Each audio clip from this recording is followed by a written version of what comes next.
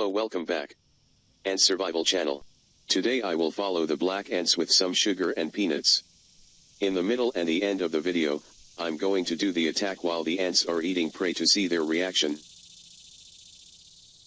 The black garden ant, Lasius niger, also known as the common black ant, is a formicine ant, the type species of the subgenus Lasius, which is found across Europe and in some parts of North America, South America, Asia, and Australasia. The European species was split into two species, L. niger, which are found in open areas, and L. platythorax, which is found in forest habitats. It is monogynous, meaning colonies contain a single queen. Lasius niger colonies can reach in size up to around 40,000 workers in rare cases, but 4,000 to 7,000 is around average. A Lasius niger queen can live up to 15 years, and it has been claimed that some have lived for 30 years. Lasius niger queens in the early stages of founding can have 2 to 3 other queens in the nest.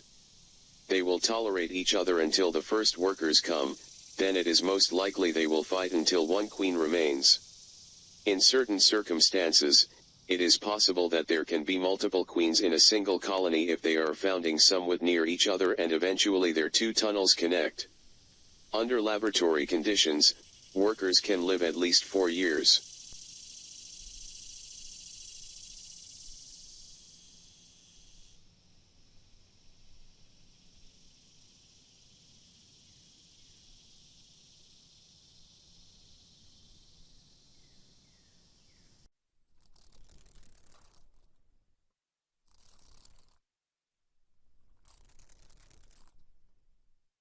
The first worker ants that emerge are very small compared to later generations.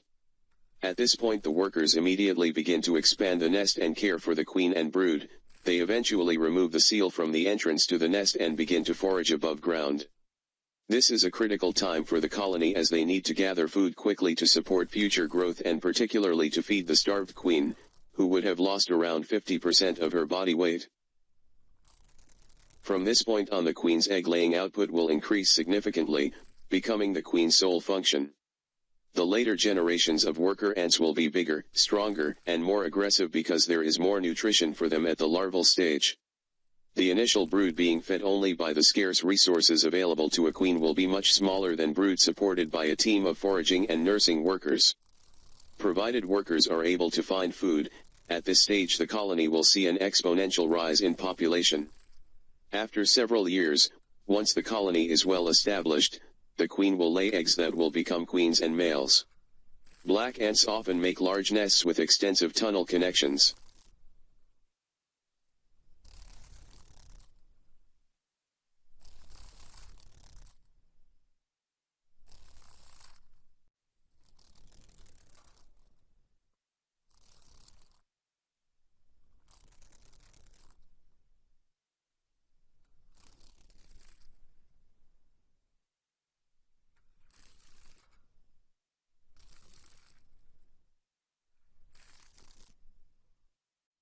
When I attack them by coffee bean, they don't care.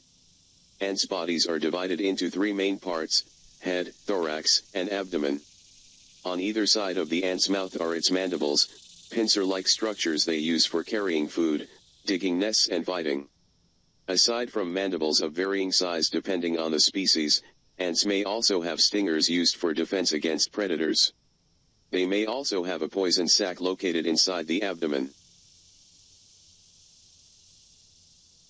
Ants communicate constantly through chemical and pheromones. They may do this by either touching antennae or laying scent trails on the ground.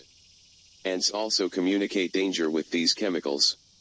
When in danger, an ant releases a pheromone signaling its need for help to nearby ants who will rally to his defense.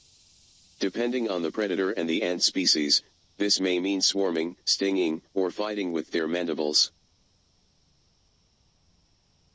Ants build their homes in large colonies underground. They conceal their underground nest's entrance with simple hills of dirt. Some ants pack this dirt hard, and others are known to build high mounds several feet in the air.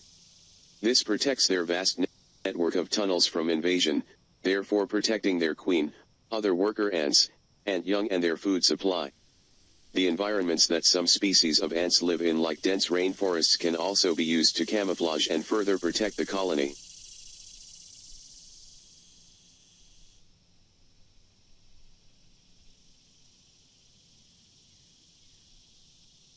Every day, a small ant arrived at work early and starting work immediately.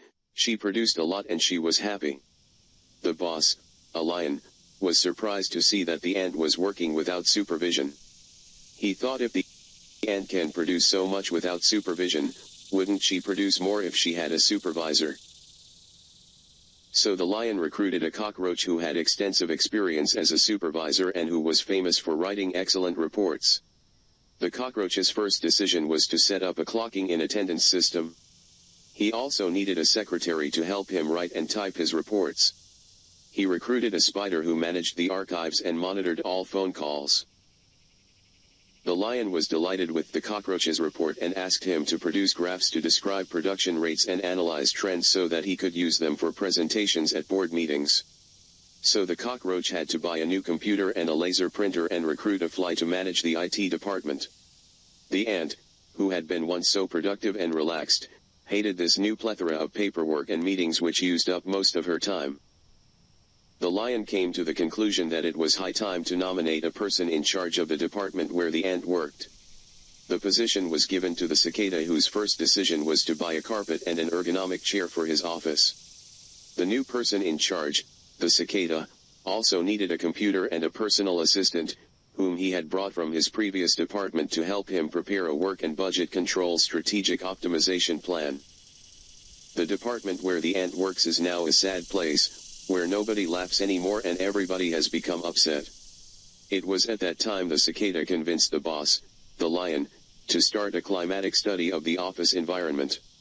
Having reviewed the charges of running the ants department, the lion found out that the production was much less than before, so he recruited the owl, a prestigious and renowned consultant, to carry out an audit and suggest solutions.